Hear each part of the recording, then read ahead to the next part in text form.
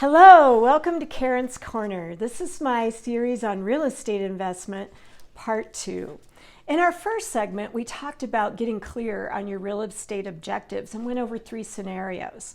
The first was a fix and flip scenario, which can yield a very high profit, but it also can be really risky, and those properties are hard to find in our current market conditions. The second was a scenario where the investor's really interested in generating cash flow, so they would put a lot of money down or really limit their monthly expenses on the property to generate passive income. The third is the type we're really going to focus on today, and that's the buy and hold scenario, where you're looking for a long-term gain over a period of time.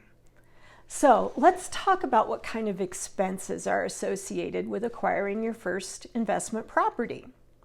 Most people who are investing for the first time are going to get a loan, just like you would on a primary resident. And so you'll need a down payment.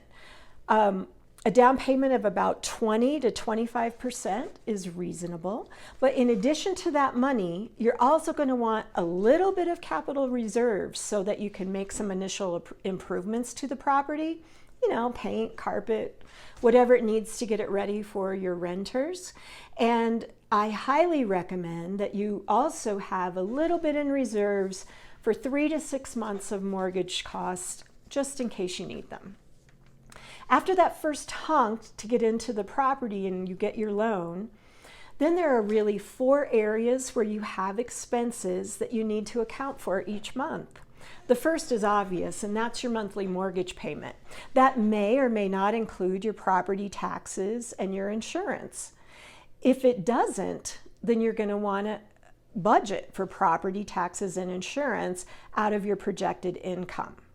In addition to your mortgage payment, you can also expect to set aside about 5% of what you bring in each month to have an account to cover the times when the property may be vacant.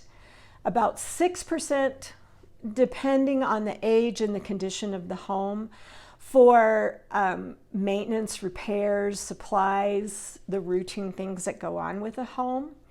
And the final category where you're going to have an expense is not mandatory, but highly recommended, and that is property management.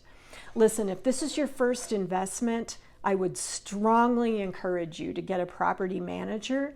There's going to be so much involved and so many things coming at you that it really will be a lifesaver to have someone experienced in working with rentals and renters and all the things that happen with your property. Property management is usually about 10% of your projected income. Other expenses depend on the property. So they may include things like HOA dues, electricity, utilities, lawn maintenance, things such as that. So really, then you do math. You figure out about how much you'll be getting in rent. I use Zillow or Rent-A-Meter to figure that out.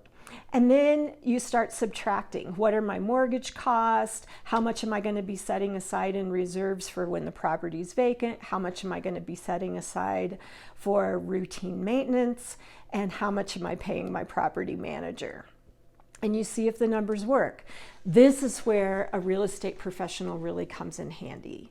I would love to sit down with you and do some real life examples. Pick a few properties that interest you, and then let's sit down and run the numbers. Some properties will work and some won't. But the best part about running the numbers is that I can project not only how the property is going to do on a month-by-month basis, but over time, over 7 years, over 10 years, what can you expect to get out of that property? And listen, if you're just a budding investor, like it's just a dream and you're not quite ready to go there yet, still be really fun to go over some real life examples with you so you have a really clear vision of how to make your dream come true. In the next segment, I'm going to share just a few thoughts on financing your investment. Thanks.